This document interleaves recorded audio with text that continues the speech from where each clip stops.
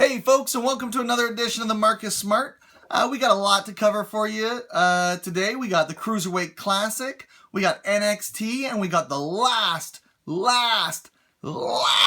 edition of Thursday Night Smackdown, or Friday Night Smackdown, or Wednesday Night Smackdown, depending on whether you live in Canada, or if it was a few years ago, or if it was a really long time ago, or if it was just right now.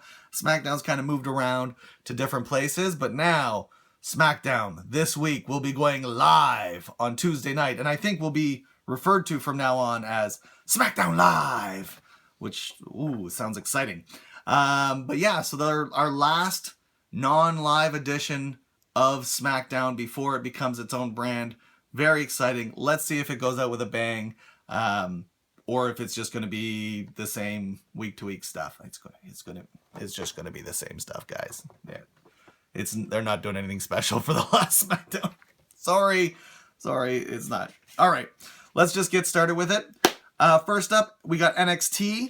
We get Joe starting out the program, coming out and cutting a promo on Nakamura and Balor and saying it doesn't matter who wins between these two because neither of them are going to beat Joe. We get Rhino making a second appearance back in NXT, coming out and challenging Joe in the ring, and Joe basically just turns and walks away. So something building there maybe, but who knows, because really whoever wins between Balor and Nakamura, that should be the next person going for the title. But let's see. Up next is Nakamura versus Balor. How handy is that? And that's the only match we get for the rest of NXT. We do get Nakamura winning it with a Kinshasa. And so he wins the match for me. And this is the only match, right? This is it. This is NXT. It's just Nakamura versus Balor. I love that they gave them time to work. But for me, the only problem I had with this match is how hyped it was and how hyped after it has been and the continual hype around it. Because for me, this was a really good match. But it wasn't an epic encounter. It wasn't everything I think Balor and Nakamura could be. And I think for me, it's just simply the stage. On a Wednesday night, pre-recorded on NXT, we know the outcome. We know where Balor's going. It's all just kind of anticlimactic for me. I didn't feel the same way I felt. I didn't feel the intensity I felt between Sami Zayn and Nakamura when they fought at, I believe, Brooklyn last year. Was it Brooklyn? I can't remember. I think it was TakeOver Brooklyn. And that had... no, it wasn't. It wasn't Brooklyn, because that was Sasha. That was headlined by Sasha Banks' match. Yeah.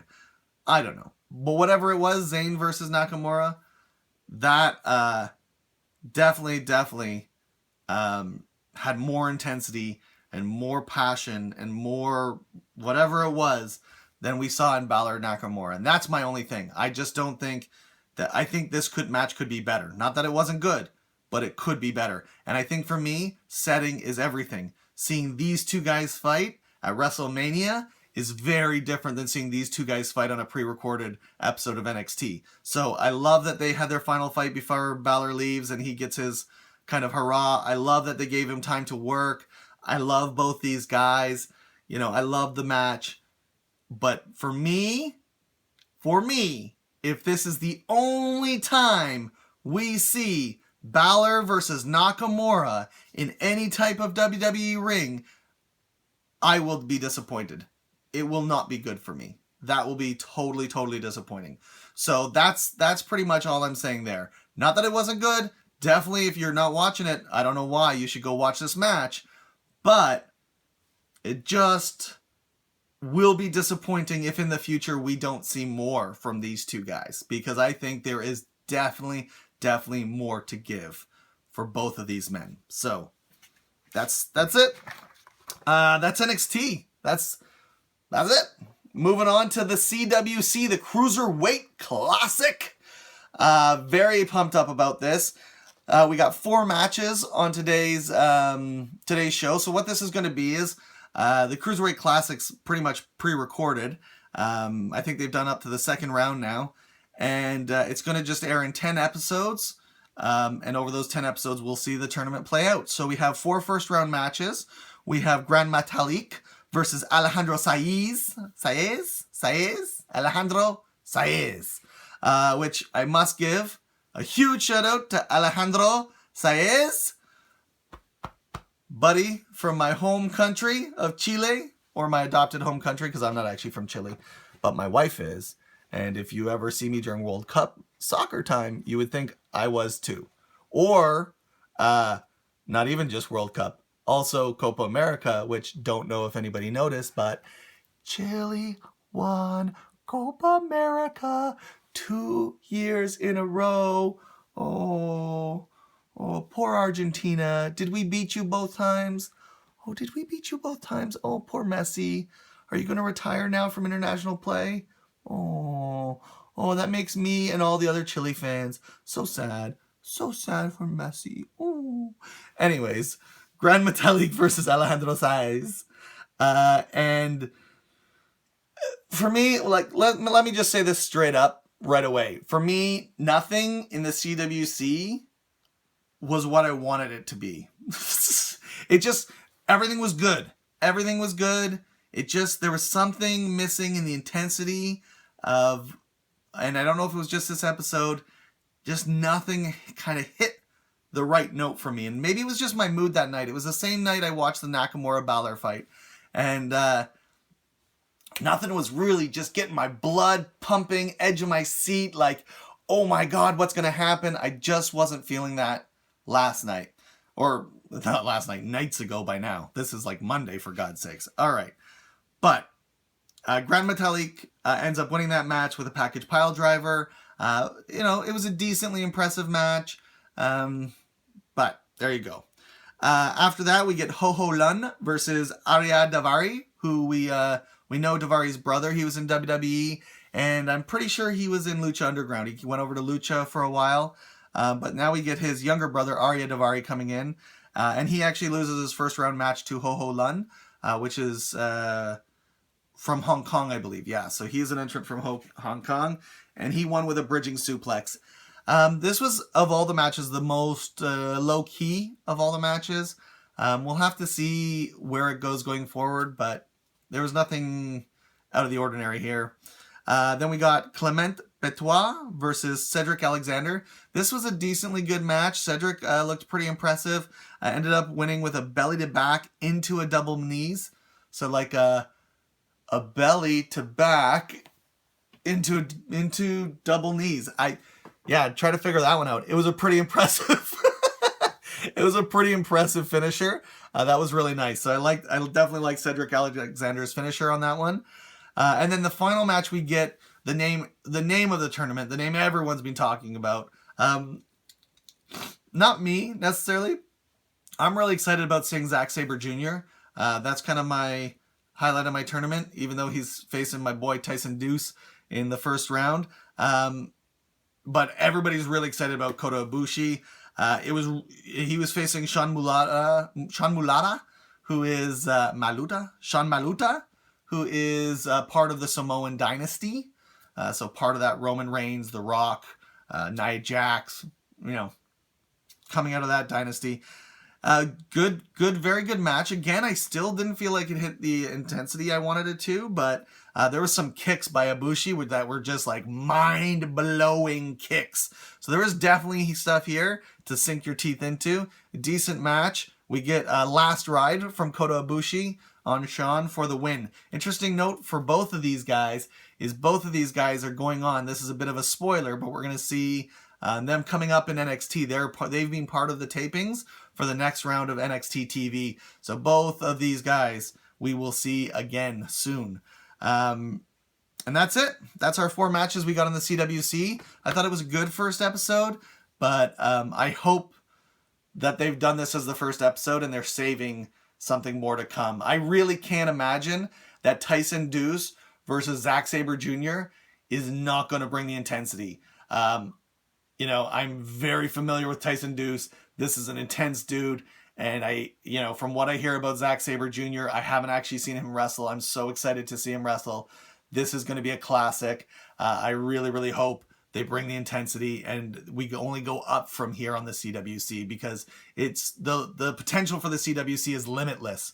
I just really want to see where it goes. So that's our CWC. So moving on from there, we got SmackDown from last week.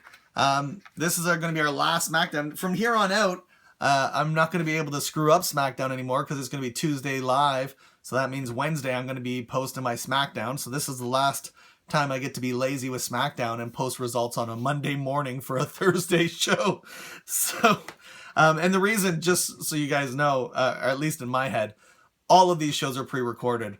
All of these shows, if you wanted to find out the results, you could just go find out days before. And it's kind of why, if anything, if my life gets too busy, these are the shows I postpone. I try not to postpone Raw because, or any pay-per-views because they're live. They're live and I want to get my results up right away. But on these, you know, you could find out these easily anytime you want. Just Google them and you can find out well before the show airs if that's your thing and you just want to know how it ends.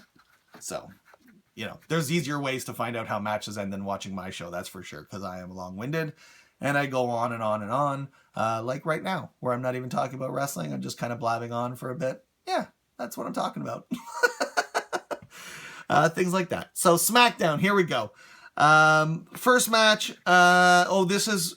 So NXT and CWC, I didn't even split it up into, you know, my what was not so good, what was walking the line, and what was really, really good, because everything was really good. Nothing was really walking the line for me. Everything was worth watching on CWC and NXT. Like, both those shows are worth tuning into, or if you haven't watched them, going back and finding them and watching them. They're both great shows. Again, neither of them really hit like this, like, oh my God, like if you don't see this match 10 years later, they're going to be talking about it and you're going to be like, oh, I didn't see this match. No, I didn't feel like any of them hit that, oh my God. Even Nakamura and Balor, you know, if you missed it, you missed it. I'm not going to say like, oh my God, I can't believe you missed that match, but you probably should watch it. Okay, SmackDown, though, I am going to start with things that were not so good for me. Dolph versus Rusev. The reason this is on here is it's just a tired match for me. We saw so much of Dolph versus Rusev last year. I just don't, and you know what? I really felt like this feud did nothing for Dolph Ziggler and did even less for Rusev. So just even revisiting this feud just leaves a bad taste in my mouth. I just don't even want to see these two in the ring together. It was just that whole storyline, the way it fell apart last year, it was just a disaster. And seeing them is just a reminder of that disaster. So I would just wish they would just not put them together. Find somebody else to fight Rusev. It can't be that hard. There's other people back there. Seriously. So, and because especially the only reason we had this match is we're building towards Battleground, and Ryder comes out, causes a distraction. Ziggler wins it by a roll-up. We could have literally had anybody take the place of Dolph Ziggler. Why did we have to have another Ziggler-Rusev match and remind us of this tired feud that nobody liked last year anyways? So that was not so good for me. You know, Ziggler and Rusev building towards Battleground, great. I'm glad that's happening, but this particular match, not my thing. Okay, Charlotte, Dana promo, Charlotte and Dana package, right? Like, we get, wow, I'm all messed up. But anyways, Charlotte and Dana cut a promo at the beginning of SmackDown, blah, blah, blah. We're going into Charlotte versus Sasha Banks. That's where I'm trying to get to. And this, for me, is walking the line. It's like, it's tightrope walking. It's on the plank. It's not, it could go either way. And here's why. So we get Sasha versus Dana 2. So Charlotte says, Sasha's already beat Dana Brooke.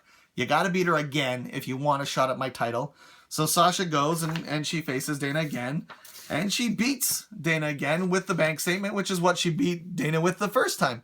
And again, I have no problem with this. This is a great way of building, right? We get Charlotte as the heel being like, no, you can't. One match is not enough. You're going to have to prove yourself again. I don't have a problem with that. I don't have a problem with repeating this match. It was explained. It's part of Charlotte's character as a heel to make Sasha jump through these hoops. This all makes sense to me, so no problems. And getting Dana exposure and seeing Sasha Banks in the ring, that can't be a bad thing for me at all. Like, I like all that. Charlotte beats down Sasha Banks after the match. really like throws her into the commentary table, gets up on commentary, beats her down. Really good, right? Because this is, for me, this is what we would see in a non-female kind of storyline, this kind of beatdown. We've seen this with Ambrose a lot, and Reigns, Owens, Jericho, Zayn. We should be seeing this more with the women. I like these beatdowns. We've been seeing it with Natalya and Becky Lynch. They've been using these beatdowns to kind of build. But yeah, really good, brutal beatdown. Liked it. The thing I'm on the line about is that at Battleground, we're now getting a tag team match. So I just don't like title belts in tag team matches. That's just like a rule for me. If it's a pay-per-view, well, I don't even know if you call them pay-per-views anymore. A network special, an event. I don't know what these things are called anymore, but Battleground, you know what I'm talking about. These things that used to be called pay-per-views. If there's one of those going on, these pay-per-views, I want to see the title being defended. And I understand what's happening. I do. I understand that they're building Charlotte and Sasha Banks for SummerSlam because that's the bigger event and that's when they want it to happen. I just don't like the use of tag team matches to get us there. That's all. It's a simple thing. The one thing that totally redeems this, though, for me is that we don't know who Sasha Banks' partner is. It's a complete mystery partner. We've heard talk of who it might be, but we'll see when we get there because WWE has swerved us many times. So we'll see when we get there. This could be a really, really cool debut, and it could be a really, really highlight match of Battleground. So we'll just have to wait, and we'll have to see, and that's why it's walking the line for me. Just I'm predisposed to not like championship tag matches. Well, championship belts getting tied up in tag matches on pay-per-views. So that is that. Moving on, we get Club versus Enzo and Cass, but this time we get AJ Styles and Anderson in the match, and Gallows waits on the outside. During this match, we get big dueling Enzo and AJ chants. That was really interesting to see. Again, AJ is such a face no matter what. The Club is so over, and I can't imagine how they can't be. Like, AJ's so funny. The Club's so funny. I love them. No wonder everybody else loves them. I don't know how these guys are going to get over as faces. They're definitely going to be in that NWO heel face territory, Stone Cold Steve Austin kind of thing, where they just can't be over heels like The Miz or Jericho or Rusev. Those guys are really heels, and they're really over as heels, and you're just not going to see that from the Club. I don't think we can get there with them. They're just too good. They're too funny. They're going to be too popular, and I think they're always going to get the face pops. So anyways, we get that big dueling chant. In the end, we get Gallows interfering in the match. It's leading to the calf crusher, and the Club wins. So, this is very similar to how Club's been winning most of their matches, how everything's been going. We're getting just different variations now. They're throwing different people in. Battleground's coming up, so we're getting close to it. Is it getting tired? I would say absolutely not. Absolutely not. It's not getting tired. They can, and here's why, because they're just so damn entertaining. They can keep throwing these guys together in any different combination, and I don't think I'm going to get tired of it. Certainly haven't yet. This is one of the best storylines going right now. Love it. So, I guess technically I'm on to things I loved about SmackDown. Although I don't know why this is mixed up in here, but that's fine. Tyler Breeze versus Kalisto. I definitely don't think this is walking the line for me. But yeah, I don't think it was walking the line, but it wasn't much of anything. It just wasn't much of anything match. So maybe that's why it's walking the line for me. I know I have it written in the wrong place. But we get Kalisto winning for this Lita del Sol. Definitely doesn't do anything to help Breezango at all, having him in the singles match. I really have to think this is about Kalisto and pushing Kalisto. And they did say that, what a win for Kalisto going into the draft. I really think it's because they're pushing Kalisto into a singles, and he's going to be chosen as a singles, not a tag team. Which we did get the rules for that. We have the rules for the draft now. So, quickly if anybody wants me to go down these rules, or if not, I'm just going to say it really quick. So Monday Night Raw, because it's a 3-hour show, actually gets 3 picks for every 2 that SmackDown get. They have to choose from a roster of existing people.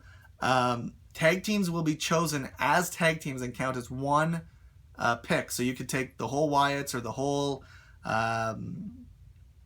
what's it called? The whole of New Day as 1 pick. But if a general manager wants only 1 person, they can take just the 1 person. And I think that's what we're going to see happen to Kalisto. They're not going to go the Lucha Dragons as a tag team. But that's the rules. And then the final rule is that there's 6 picks coming from NXT. So we're going to see 6 NXT people coming up, which I have to assume is going to be Finn Balor, Nia Jax, American Alpha, Bayley. I don't know who they're going to go after that. 2 more left. Ooh. Who else? That'll be interesting because I don't think... Nakamura. They're going to take Nakamura, I think. But he is scheduled to still fight, though, I believe. I don't know. I don't think... Joe's not ready. He's still champion. It'll be interesting. Oh, this is going to be... I hadn't actually gone through that yet until live right now with you guys. So who's your 6? Who do you think the 6 NXT superstars will be? That's my 5. If I have to pick a 6... Oh, man. I really think Revival should go up as a tag team. I think they're great, but they're carrying the titles right now. Joe should definitely go up, but he's carrying the title belt right now. Rhino should go up. Hideo Itami should go up, but he's just coming back, so he's not going to go up. Man. That's going to be interesting. Carmella could go up. I don't think so. I think Nia Jax, maybe Eva Marie could come up from NXT. We haven't seen her much, but she's going to make more sense on the main roster than she ever did on the NXT roster. Maybe she won't get so destroyed by the non-NXT fans. Maybe the Raw and SmackDown fans, wherever she goes, will be nicer to her. So I'm not sure who the 6th person will be. It'll be interesting. That one's going to be a genuine surprise for me, which is really hard for WWE to do right now. Okay, so that was just a total side Truk thanks to Kalisto. Oh, Truk is a French word that doesn't mean any sense or make any sense to you. It was a side track. There you go. Owens promo. Clearly, I just woke up this morning and decided to record. I feel like I'm all over the place. We'll see when I watch this back because I'm not re-recording it. So this is as good as it's going to get. Final match of the night. We get Ambrose versus Owens. So this is interesting because they're kind of not facing each other, right? Ambrose is facing Rollins, Owens is facing Zayn, so you get kind of like a cross of that feud. And then we get Rollins interfering in the match, so, this is just built to Battleground. Then there's a beat down, and Zayn runs in. And now, that was all kind of just schmozzy, but I like what they did. They actually restarted as a tag match. And this is interesting because a lot of times they just plan these tag matches. At the beginning of SmackDown, they'll tell you it's going to be Owens and Zayn versus Owens and Ambrose versus Rollins and Owens, right? And you get why they're the people that are going to face each other at Battleground. They're building to Battleground, and it's just kind of like all laid out for you.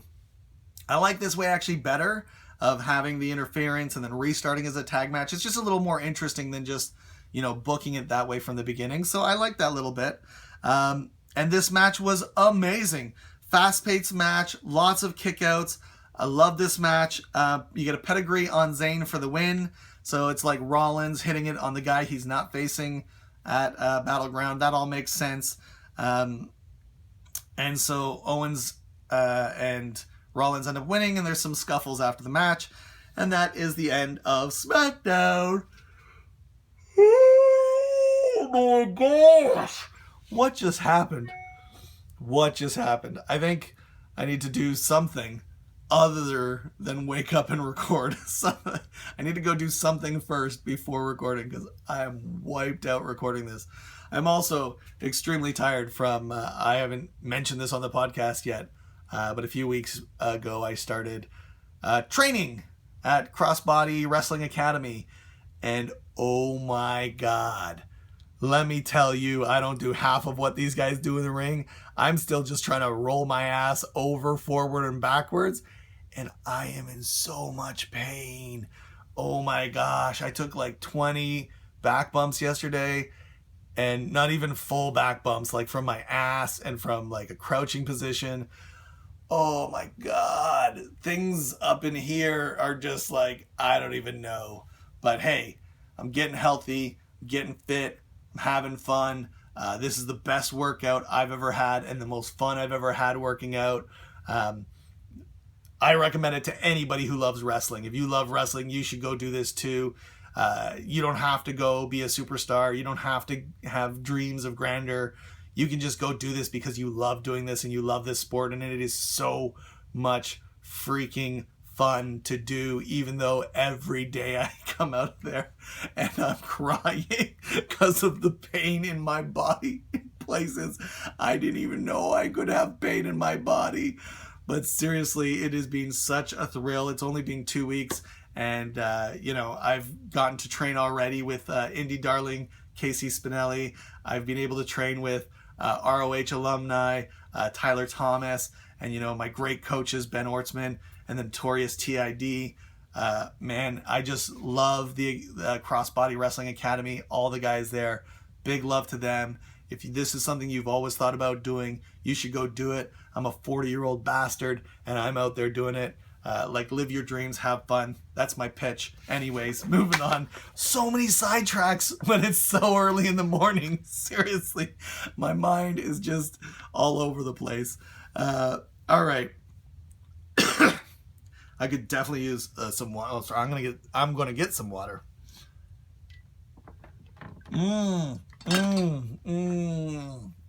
Oh, nice, refreshing, tasty water to help me get through the end of this. All right, so we've done SmackDown, CWC, NXT. You're like, why is this guy still going on? Because I got 2 segments left. I got big ups and big downs. And after that, we got an episode of Mauro Say What? So let's start with big ups and big downs. We only got 2 today, but the first one is a big up, and it's a huge big up. That was a big up. Big ups for Bob Backlund and Darren Young. They were on Miz TV on this episode of SmackDown, and I am telling you, I love these two. I am so glad they put these two together. Bob Backlund is freaking hilarious. Darren Young plays off him so well. These guys got a future. Bob Backlund is an amazing man. To be doing what he's doing at the age he is just freaking phenomenal. I know it's not for everybody. Not everybody loves the comedy part of wrestling, but I think Darren Young can get in the ring and he can back it up. And his working with Bob Backlund, their timing and the way they play off each other, it's so good, and I see it's just going to get better, and Backlund's so crazy. I just love all this. Big ups to this. I'm glad we're done with the promos now. They were definitely getting tired for me because I was getting just anxious. I just wanted to see this in the ring and how it was going to translate to the everyday storylines of WWE. And now that I'm seeing it in the ring and we're building to the Miz versus, oh my God, what is my brain doing? The Miz versus Darren Young at Battleground. I'm just super excited about this. Super excited. Great. And then we have a big down.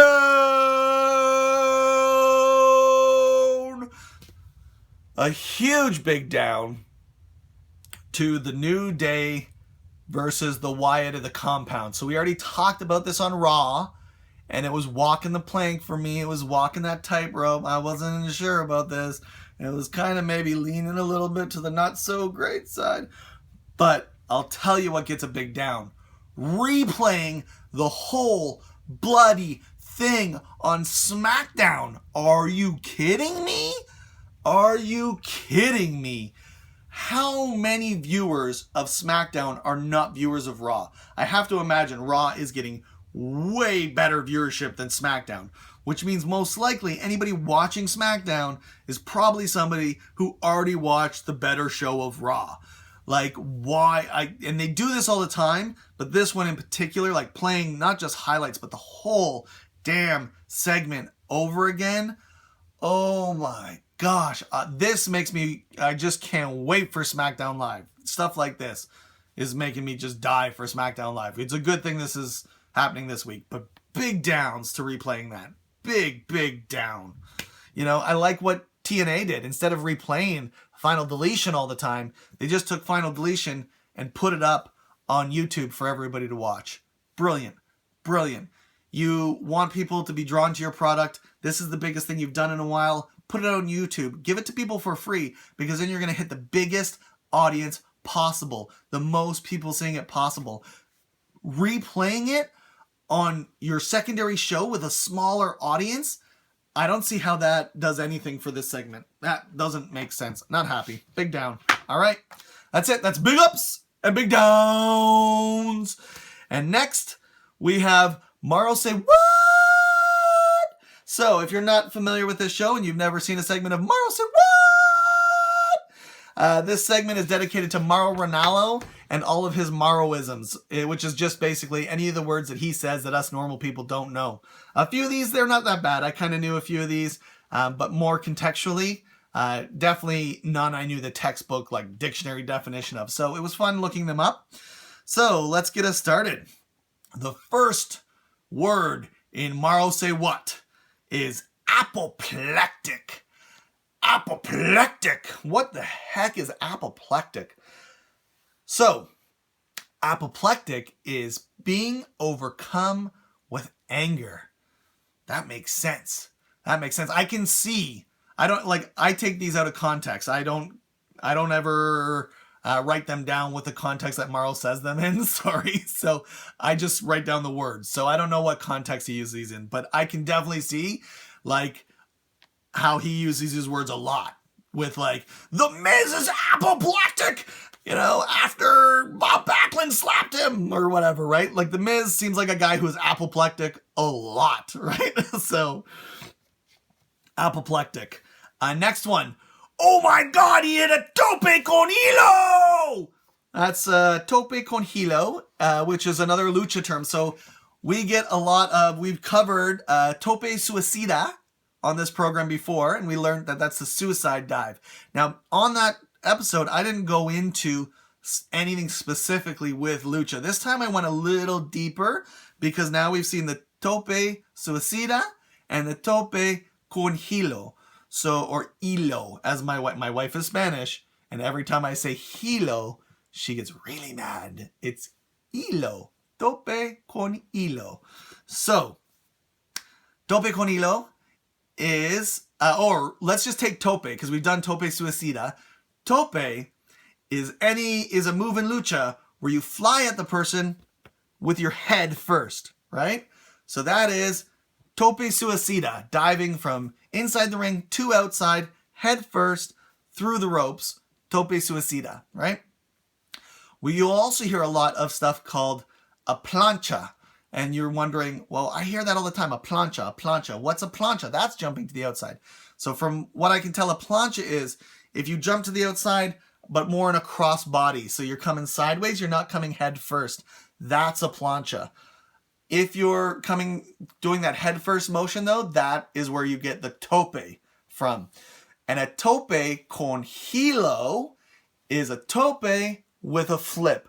So we actually see this a lot from Sami Zayn. He does this really well, where he jumps to the outside over the top rope, like kind of head first, and then flips over and kind of lands on the other guy with their butt, right? He does this kind of delayed flip, and that is a tope con hilo.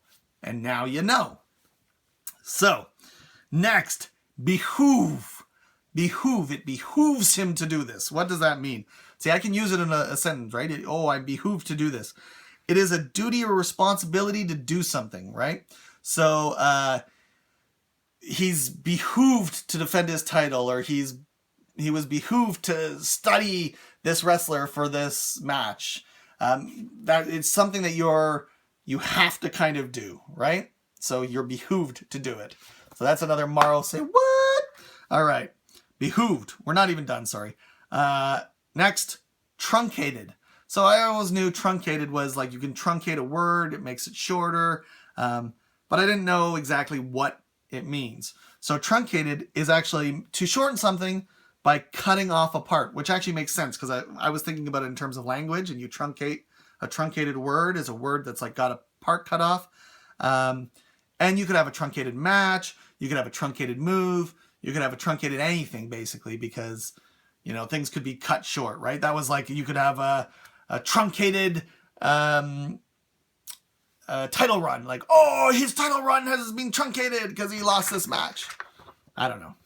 My Mauro, my like calling skills are like not there today. I'm just not feeling it. It's too early in the morning to get into my move. All right. So, all right. Fry versus Takayama. So this is my last Mauro Say What. And this was the most confusing one to me. This was during a club beatdown, I believe. And Mauro's like, oh my God, Shades of Fry, Takayama. There, that was a better announcer voice. Yeah. Oh my God, the beatdown is too intense. This is Shades of Fry, Takayama. Oh, that one was terrible. But anyways, this beatdown was too intense. All right, I'll work on it. Don't worry. We'll fix this in post. This whole show we'll fix it all in post. There's no post, people. This is as good as it gets. But I promise, this is the last thing you have to listen to me. The last thing you have to listen to me go on about this morning before I end this train wreck of a show. Fry versus Takayama is in reference to Don Fry. That kind of gave it away for me because I'm an old dude and I still remember Don Fry fighting in the UFC.